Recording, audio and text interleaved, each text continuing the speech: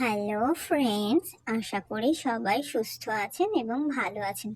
আজ গোবিন্দভোগ চাল দিয়ে একটা অন্যরকম মিষ্টি দেখাবো। দেখুন তো এটার কি নাম হতে পারে, আপনারা প্লিজ কমেন্টে জানাবেন এই মিষ্টিটার কি নাম। একটা অন্যরকম মিষ্টি, এর জন্য একটু গোবিন্দভোগ চাল লাগবে।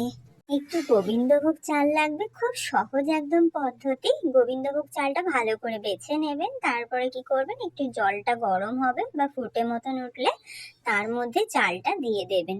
এবার চালটা কিরকম করবেন বলুন তো, একদম নরম করে ফেলবেন না, একটু আধার যে সেদ্ধ বলে না, আমি ঠিক টার্মটা জানি না যাকে বলে, আপনারা মানে আশা করি সবাই বুঝতে পারছেন, সেরকম করে চালটাকে ছেঁকে নেবেন, নিয়ে আলাদা করে সরিয়ে রাখবেন, একটু শুকনো করতে দেবেন বা জল ঝরাতে দেবেন। এদিকে চিনির একটা শিরা বানিয়ে নেবেন।